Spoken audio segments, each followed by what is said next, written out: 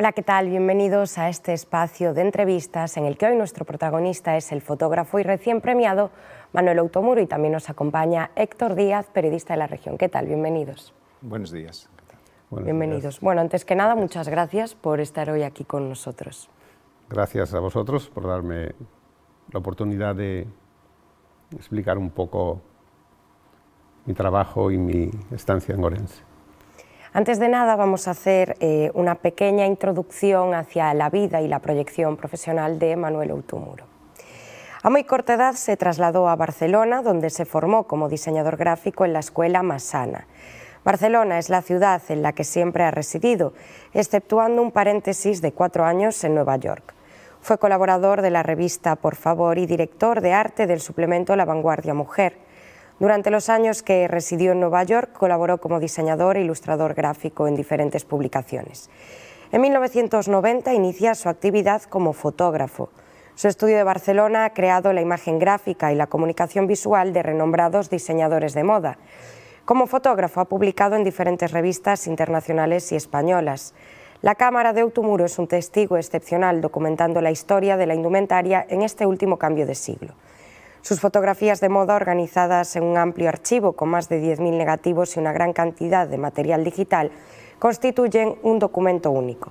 Ha sido galardonado en varias ediciones con los premios Lux de Oro de la Asociación de Fotógrafos Profesionales y ha recibido varios Laus de Oro. Ha sido distinguido con el premio ARI como Mejor Fotógrafo del año 2002, otorgado por la Asociación de Editores de Revistas de Información. Su estudio de Barcelona, afincado en el Palacio Palmerola, ha recibido el premio ACA 2002. Entre otros muchos, recientemente también recibió lo que se denomina como el Oscar de la Fotografía un Luci en el Carnegie Hall y, más recientemente, el premio Ourensanía 2022. Este viernes le veíamos muy emocionado recibiendo este premio. ¿Qué significa para alguien que ha recibido premios de tal categoría, como puede ser, por ejemplo, un Luci, que le sea reconocido también el trabajo en su tierra? Bueno, significa la emoción del reencuentro con los orígenes. Desde luego el escenario del Carnegie Hall es una cosa descomunal comparado con el del teatro principal, pero la emoción era mucho más grande aquí. Me sentía más intimidado, siendo todo más pequeño, pero aquí era todo más grande. Vamos a empezar hablando de cómo empezó todo, ¿no, Héctor? Sí, efectivamente. Vamos a hacer un repaso por su trayectoria profesional y nos gustaría empezar por su infancia, esos primeros años en Amerca. ¿Qué recuerdos tiene de esos 10 años? Pues creo que puede que esa etapa de mi vida sea de las más enriquecedoras y felices. Lo que se podría suponer un trauma, que es vivir sin los padres porque estaban en emigración, fue compensado con un afecto incondicional de los abuelos y con un entorno en que no solo yo, sino los demás niños del pueblo, pues vivíamos en la misma situación. Como digo yo, pisar estiércol y pisar mierda de vaca y descubrir lo que es el hacer figuras de barro sin saber que después eso se llamaría modelado del barro en la Escuela de Bellas Artes, o descubrir reflejos de lo que yo llamaba, y le decía a mi abuelo, dice: mira, abuelo, qué reflejos de luz, parecen diamantes en la charca donde llevábamos las vacas a beber. Y mi abuelo me decía: ay, que louquiño estás, neno, si tú no has visto un diamante en toda tu vida. El crecer con esas sensaciones te hace reivindicar y fijar que realmente estás hecho de esos dos elementos, del barro y de la luz. Y la luz precisamente de eso es de lo que está hecha la fotografía. Ajá. Comentaba ahora cómo ha vivido esos años la ausencia de los padres y eso. ¿Cómo nos afecta a los gallegos en general la emigración y en su caso particular, cómo ha sido? Bueno, a mí me ha dado la oportunidad de poder crecer sin la presión y las expectativas que muchos padres depositan en sus hijos a muy corta edad, con lo cual nací y me crecí como un alma libre hasta los 10 años. Eso es un gran regalo en la infancia. Y el afecto lo tenía, porque tenía mis tíos, tenía mis abuelos, y no me sentía un niño raro o excluido, porque como había muchos niños en el pueblo en la misma situación, todo eso lo rodeaba de una gran normalidad.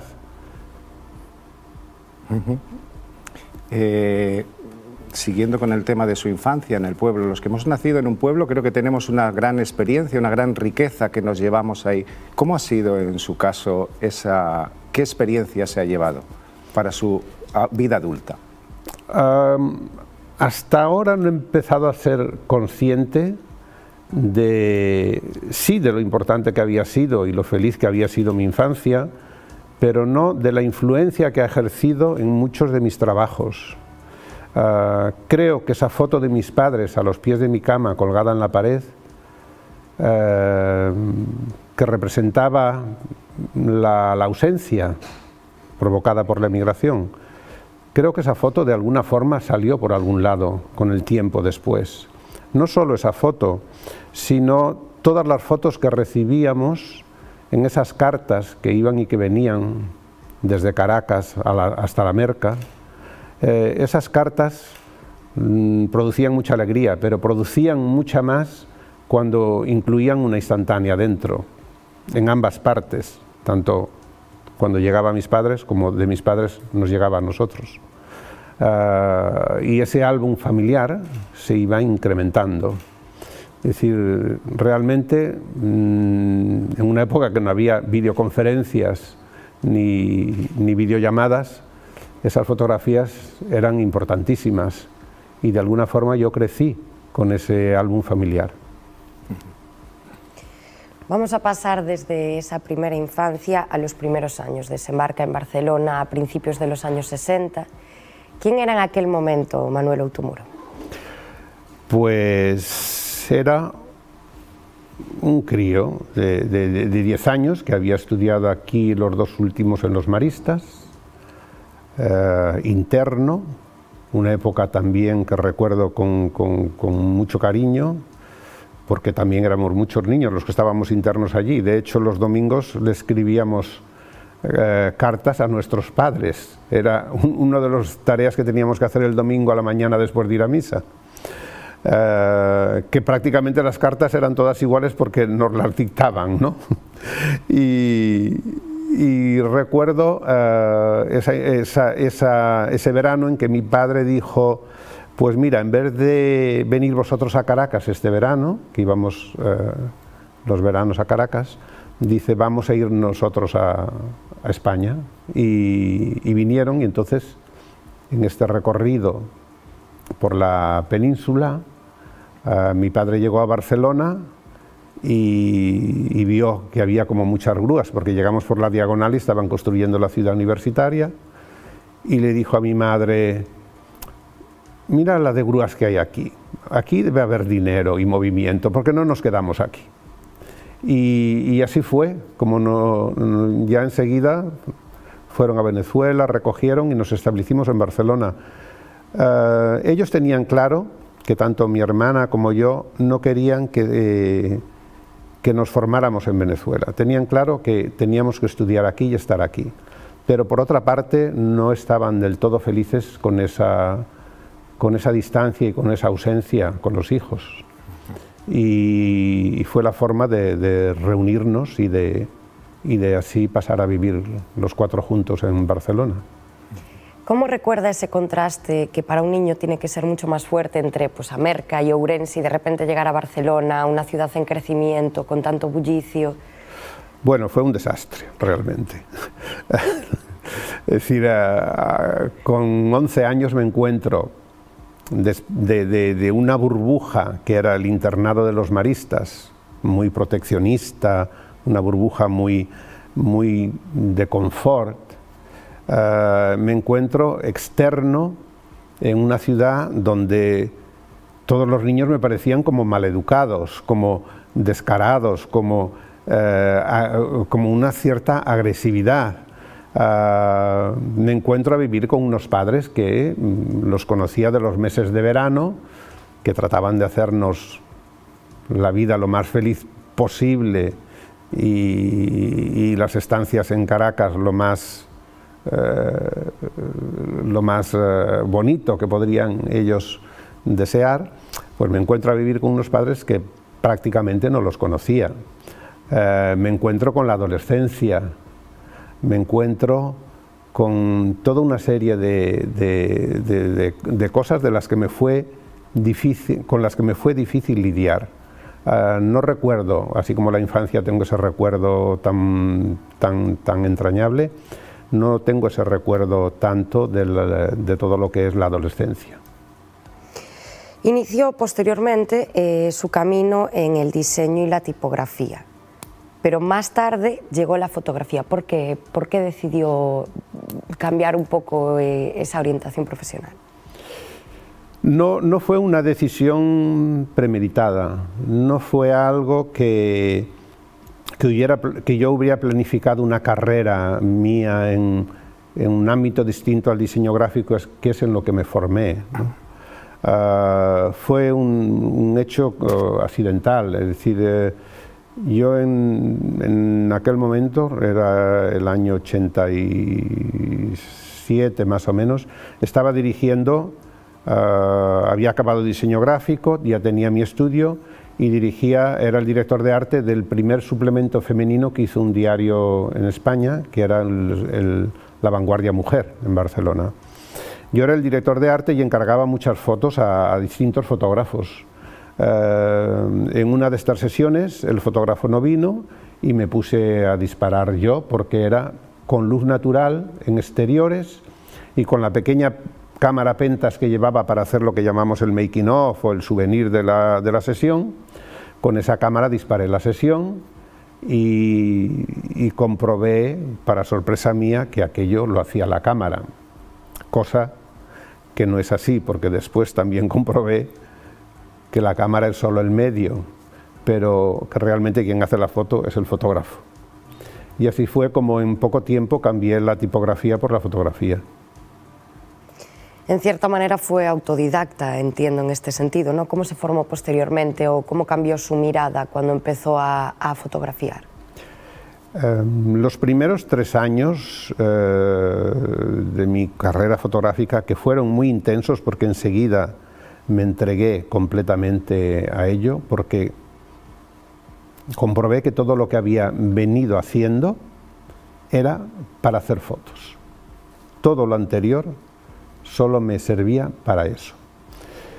Entonces fue una entrega total y estuve 3 años disparando con luz natural porque no sabía hacer funcionar un flash, ni un HMI, ni todo lo que supone la luz en una sesión, que es importantísimo en la fotografía. Recuerdo que me dieron el premio Lux de la Asociación de Fotógrafos de Cataluña y cuando me lo entregó el director dice, bueno, a ver si esto te anima a aprender a utilizar la luz artificial, porque todo lo que yo venía haciendo en esos 3 años era con luz natural, ¿no? Y así fue como aprendí no a restar luz, que es lo que haces cuando trabajas con luz natural, sino a sumar luz, que es cuando trabajas con luz artificial. ¿Cree que es un talento innato, el don, digamos, de la fotografía, o que el ojo también se puede entrenar, que podemos tener total desconocimiento y iniciarnos y descubrir que a lo mejor sí podemos destacar en este ámbito? A ver, yo creo que la formación es necesaria en todos los ámbitos, aunque uno tenga o esté dotado expresamente para expresarse en cualquiera de las artes, cuando hablamos de trabajos relacionados con las bellas artes, ¿no? Hay algo que alguien tiene que no tienen los demás para ver o para desarrollar esa actividad, pero sí que el formarse es necesario. cuando digo formación no me refiero solo a la académica, me refiero también a la vital. Es imprescindible haber vivido para hacer según qué cosas. Es decir, antes hablaba de mi adolescencia. Mi adolescencia estuvo hasta que fui al servicio militar, que entonces era obligatorio, pero enseguida que volví, ya volví a ser y a estar libre y a vivir independiente, y mi viaje y mi época vital en Nueva York en un momento determinado, pues creo que me ayudaron a descubrir y a ver profesionalmente y sobre todo la inquietud de expresarse, que podía ir por otros campos que no fueran la tipografía, ¿no?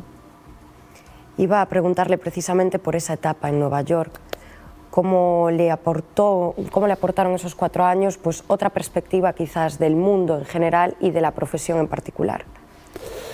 Bueno, yo me encontré con 27, 28 años, ya había terminado mi formación, ya estaba trabajando en un diario importante como era La Vanguardia Mujer, ya tenía un estudio abierto en Barcelona, pero sin embargo todo aquello no correspondía a lo que yo entendía que podían ser mis expectativas de vida, ¿no? Y como tenía una cuenta pendiente que era el inglés, digo, voy a ir a estudiar inglés y voy a cerrar todo e irme y tomarme un año sabático, ¿no?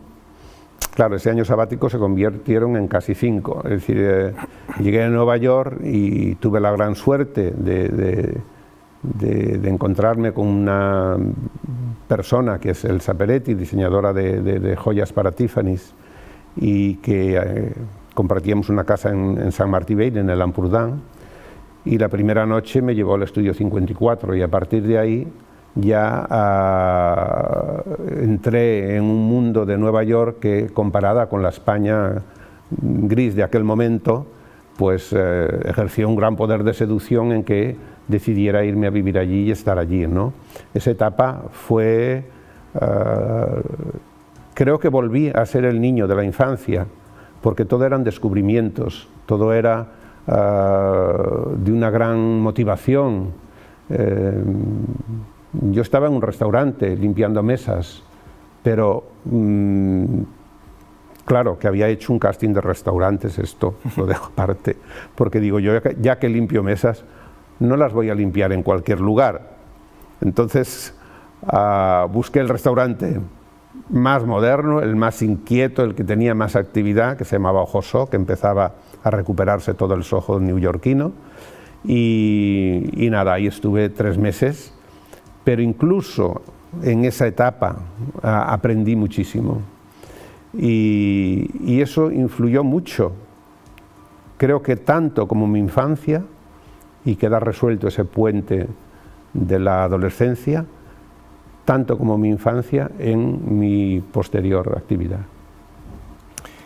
Su nombre está asociado sobre todo a la fotografía de la moda, también a los retratos de personajes de actualidad, del cine. ¿Cómo se enfrenta a cada uno de esos trabajos? ¿Qué hay de planificación o qué hay de improvisación? A mí me gusta mucho ir a la sesión con todo muy planificado, pero como la fotografía es un misterio, y sobre todo la luz, siempre queda abierta la posibilidad de que todo lo que llevas preparado tenga que dársele la vuelta y enfocar todo desde otro punto de vista. Pero sí que me gusta ir muchas veces ya con fotos muy concebidas, a veces hasta dibujadas. Dibujo mucho las sesiones, planifico mucho, pido, no olvidemos que mi actividad es la de un equipo, pido a estilismo que me traiga aquel sombrero determinado, porque lo asocia a aquella localización donde vamos a estar. Pido que el vestuario, después de revisar todos los desfiles y todas las creaciones de los grandes modistas, me gusta esta pieza o esta, o aquí, como irá corriendo, me gusta esta que tiene movimiento. Todo esto lo planifico mucho. Me estoy refiriendo con todo esto a las sesiones de moda. Y después todo lo que se refiere no solo al estilismo, la peluquería y el maquillaje. Siempre cuido mucho que esté muy claro lo que el peluquero y el maquillador ese día tienen que hacer y ese tipo de mujer que vamos a retratar cómo tiene que ir. La localización, por supuesto, el ambiente, la luz, si es de tarde, si es de mediodía, si es natural o si es artificial o las dos apoyadas. Todo eso es una producción de moda. El retrato es muy diferente y al principio, como hacía tanta moda, me costó entenderlo, pero he pasado a tener un 50% de moda y un 50% de retrato, con lo cual el retrato tomó su importancia. En las sesiones del retrato el reto es limpiar al personaje. Todos tenemos un concepto, a veces equivocado, de cómo salimos mejor delante de la cámara. Como este es mi ángulo o esta media sonrisa me favorece más que estar serio, si miro así salgo más vivo que si miro con los ojos caídos. Estamos llenos de tics que muchas veces no corresponden a la realidad. Y a veces es difícil limpiar al personaje de todo eso para que esté puro delante de la cámara, porque la cámara conoce y sabe la verdad del que está allí. Con un gran respeto hay que tratar de que el personaje dé lo máximo de él y salga, aparte de la luz que le infundimos los fotógrafos y los flashes, salga la luz del propio personaje, y eso lleva su tiempo antes de empezar a disparar, y se nota, cuando consigues esa complicidad del fotografiado, porque un retrato es cosa de dos, del que dispara y del que está delante de la cámara.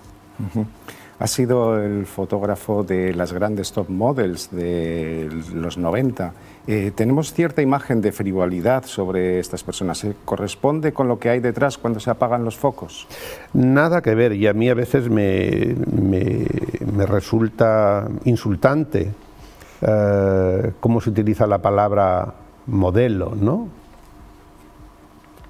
Sobre todo cuando vas por la carretera y ves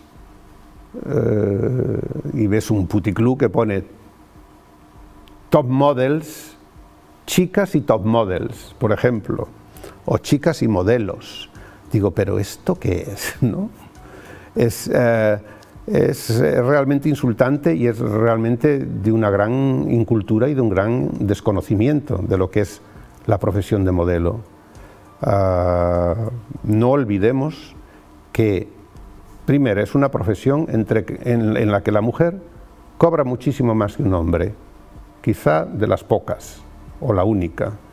Por el mismo proyecto, el mismo exactamente, una mujer puede cobrar 10 veces más que un hombre en esta profesión.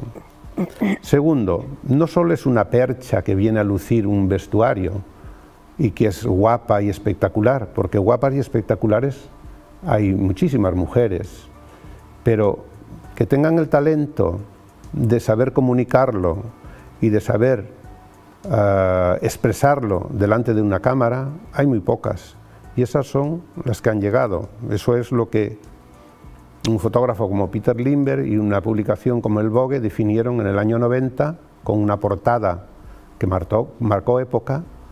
Aquí están las top models, que en aquel momento eran Claudia Schiffer, Cindy Crawford, Naomi Campbell, por primera vez una negra.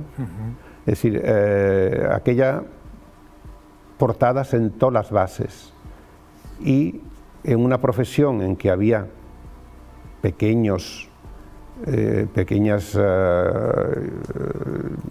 incidencias y pequeñas, dijésemos, carreras que habían trascendido, de repente las modelos pasaron a tener nombre y apellido, pasaron a ser protagonistas de su historia.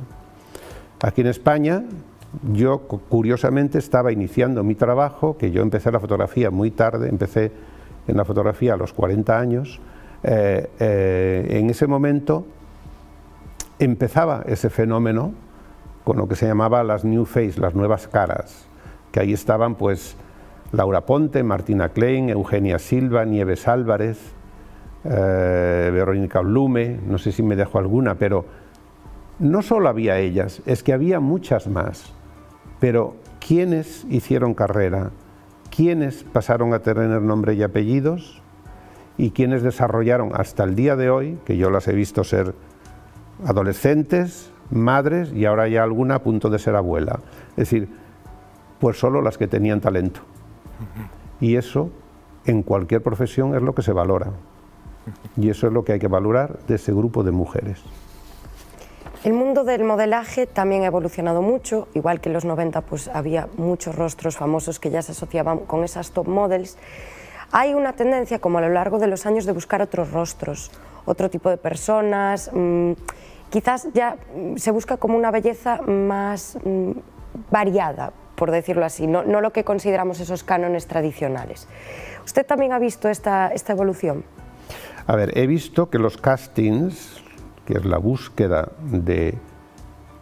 de esta figura que va a interpretar una historia, en el caso de un reportaje de moda o de un catálogo de moda, se han abierto más.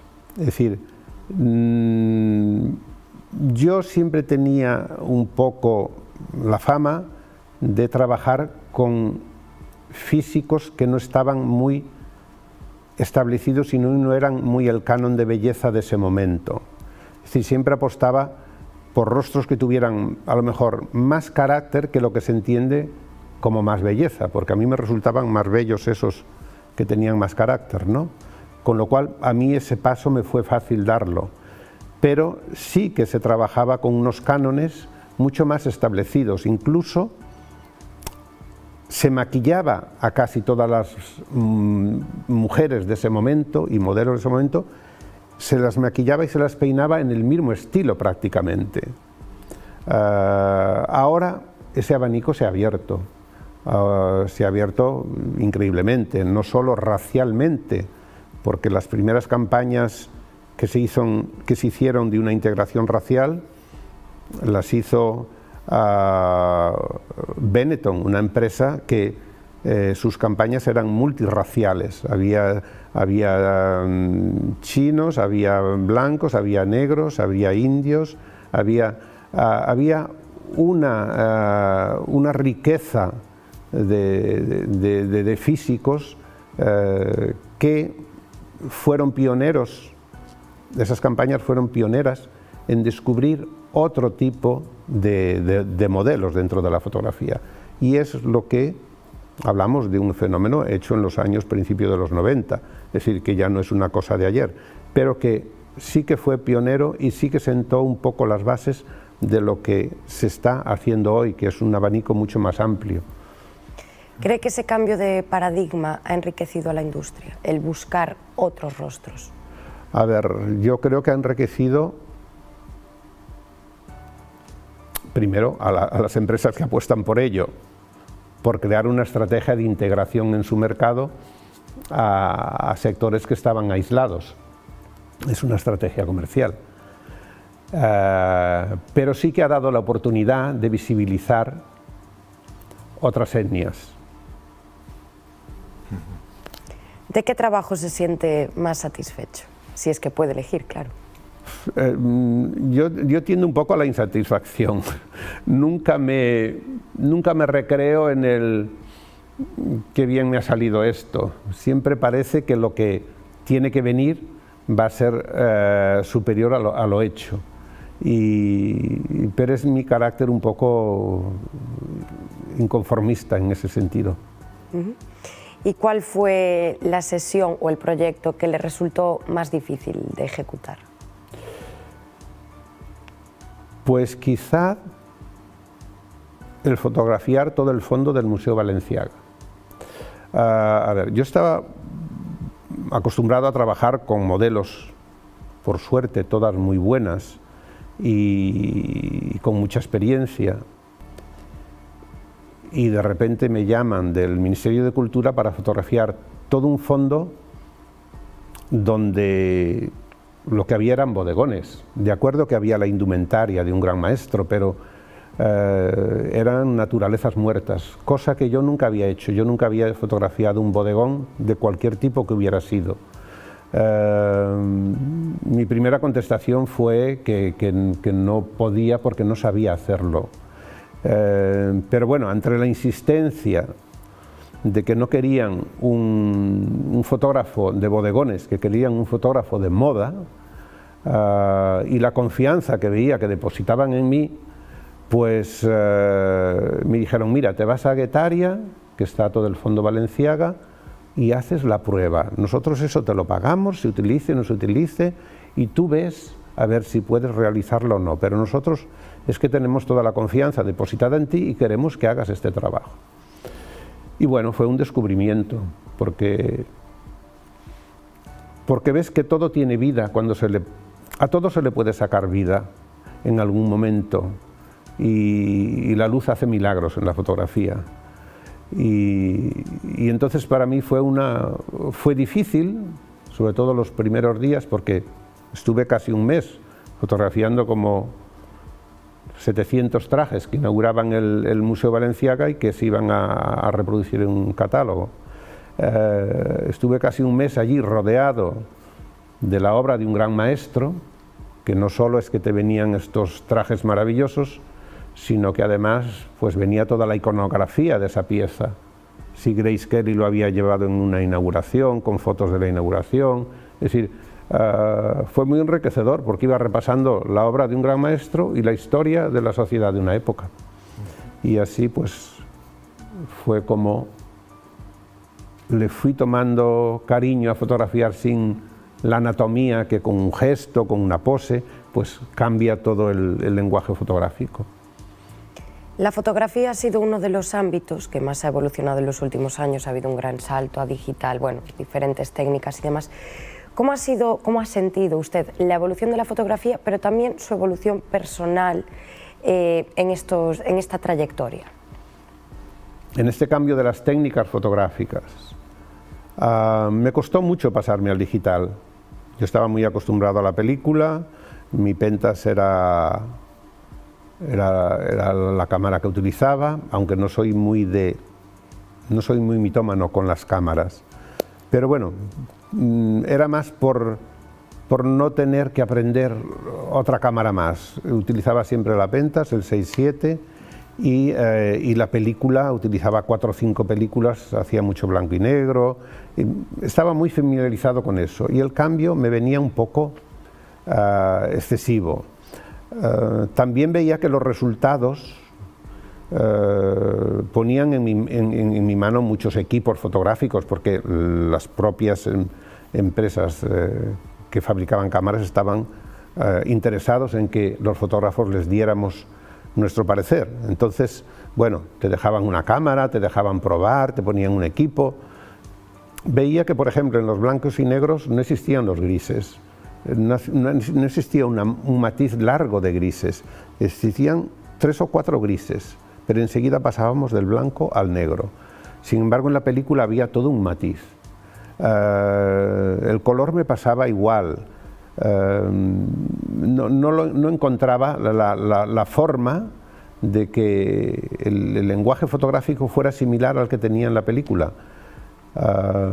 Empezó a cambiar todo cuando los fabricantes de cámaras, las grandes marcas y las grandes empresas que fabricaron cámaras, empezaron a hacer ellos sus cámaras, porque estábamos partiendo de que las cámaras que estábamos utilizando en digital estaban hechas por empresas electrónicas, no estaban hechas por empresas que trabajaban con lentes y con ópticas propias de la fotografía.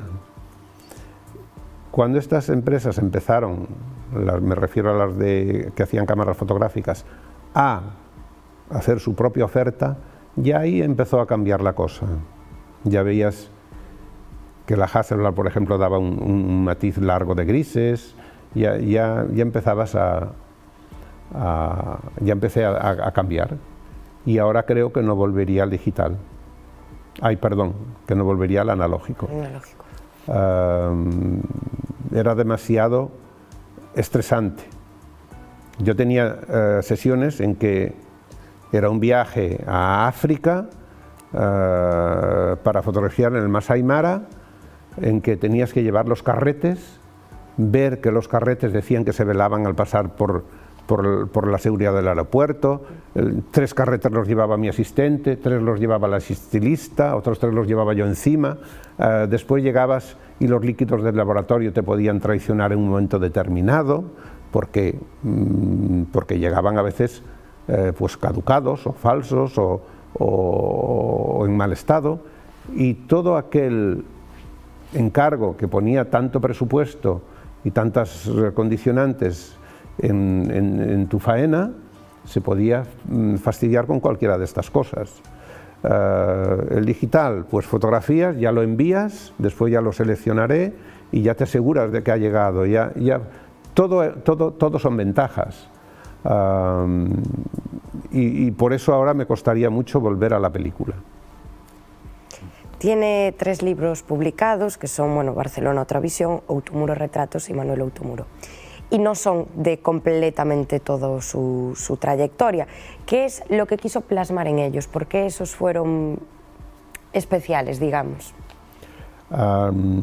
Quizá hay uno que es Lux, Outumuro Lux, que había que unir a esos 3, que recoge toda mi trayectoria en la moda, con la retrospectiva que me hizo el Departamento de Cultura del Ayuntamiento de Barcelona y el Museo de la Indumentaria. En el libro Lux y en el libro de los retratos, recientemente editado por La Fábrica, se recoge gran parte de mi trabajo en estas 2 disciplinas, en el retrato y en la moda.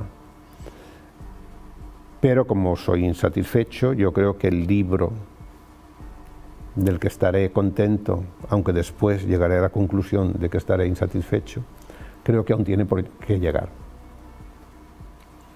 Muy bien. Se ha especializado en una forma de hacer fotografía muy concreta en cuanto a la temática. ¿Le hubiera gustado explorar otros registros? De hecho, los exploraré. Está previsto una exposición aquí en el centro Marcos Valcárcel,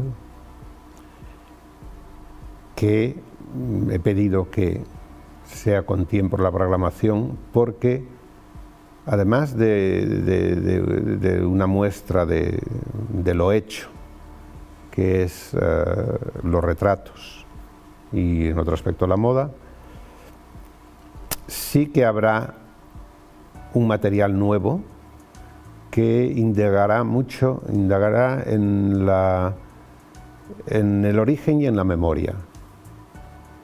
En el origen y en la memoria de ese niño, y que todo ese material necesita dispararse, pero que se disparará desde una forma muy naif, muy pura, porque nunca lo he hecho antes, pero sí que recuperará visualmente muchas fotos que tenía hechas de cuando era pequeño. Esas fotos serán recreadas, serán hechas, no sé ahora todavía cómo, pero será el gran cuerpo de esa exposición. Sí, quería preguntarle por la exposición del Marcos Valcárcel. No sé si tiene fechas ya en el año 2023 y no, ¿cuántas fotografías serán? Será para el año 2024. 2024. Y será en las 3 salas. Ajá. Muy bien. Pero todavía es un trabajo por hacer. Y es un trabajo muy de investigación, muy de tiempo y muy de recuerdos. Muy bien.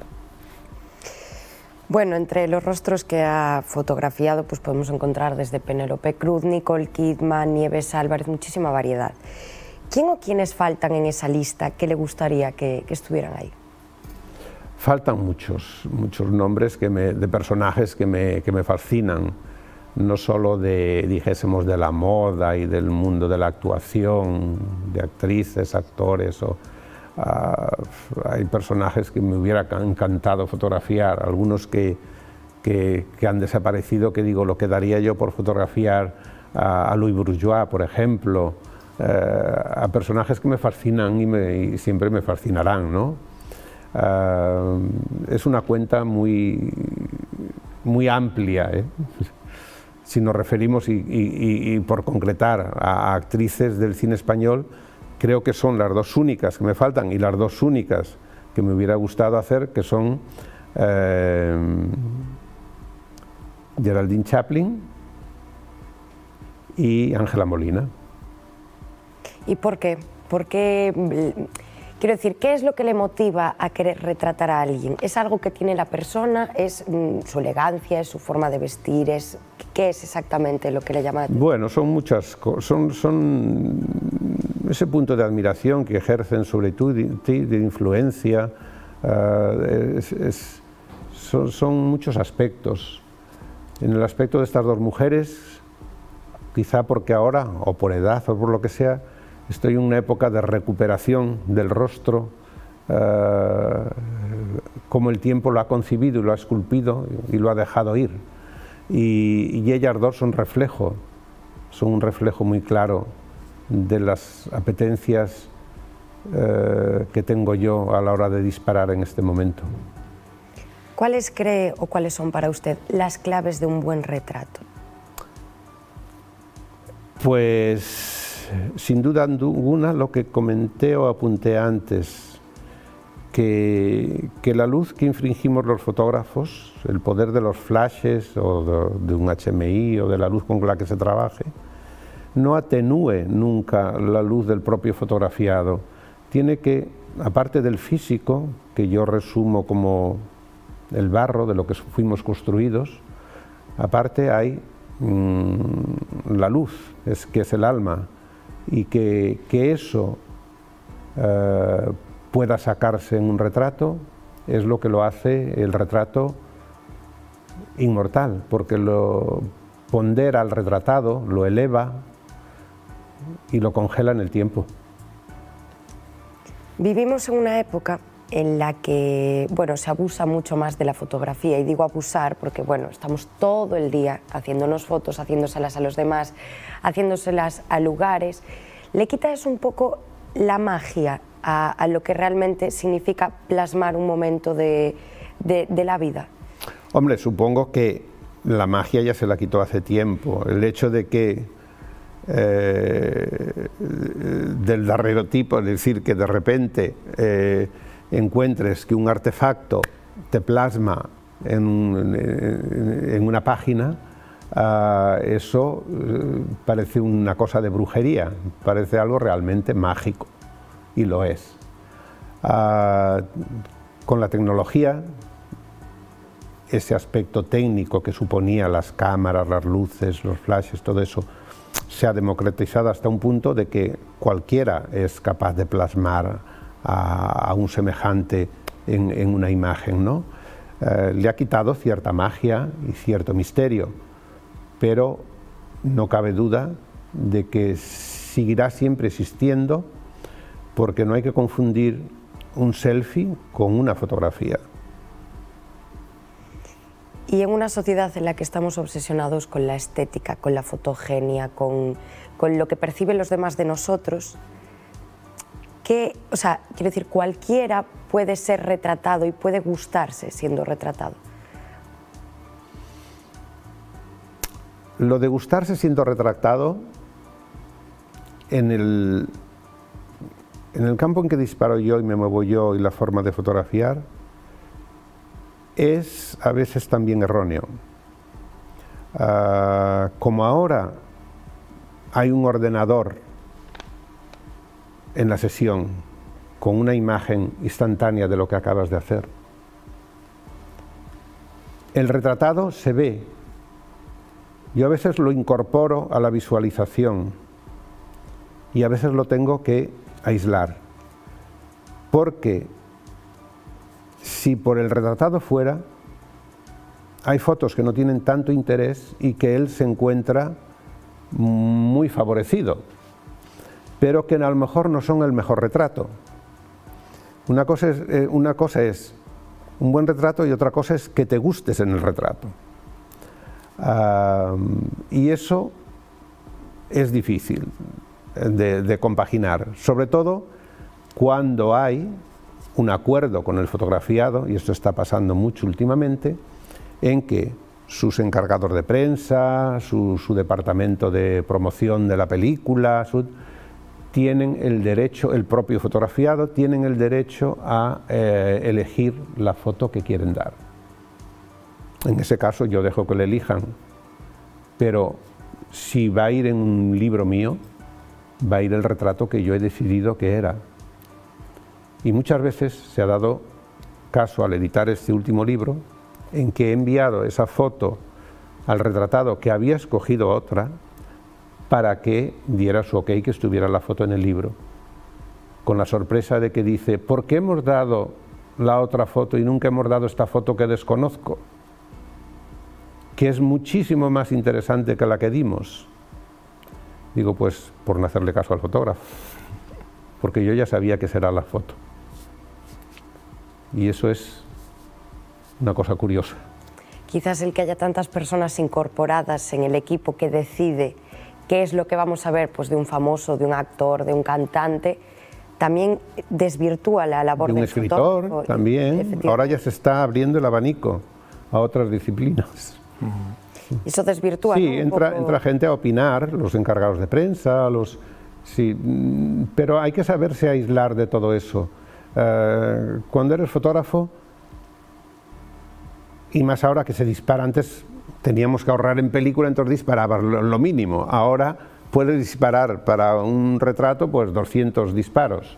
Entonces, el momento de la elección siempre es complicado. Yo necesito que aquello repose y a lo mejor le dejo un día o dos para volver a retomarlo y ver cuál es la elección, cuál es ese retrato, aunque a veces ya me queda grabado cuál es, ya sé que aquel no lo vamos a superar, por lo que sea, por el misterio precisamente de la fotografía, porque en ese momento sí que se estableció, no un diálogo conmigo, que soy uno más del engranaje, sino un diálogo que conseguí que se estableciera entre el fotografiado y la cámara.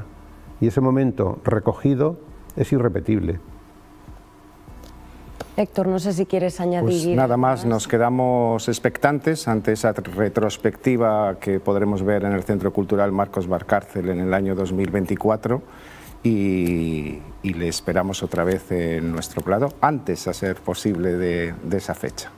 Pues antes vendré a menudo porque eso habrá que elaborarlo y muchas gracias por darme la oportunidad de explicarme en un mundo que a veces es difícil de entender, aunque todos hagamos fotografías día a día. Quizás por eso es difícil de entender, porque todos las hacemos día a día. Pues muchas gracias por acompañarnos y muchas gracias a ustedes también por estar con nosotros un día más. Nos vemos en el próximo programa.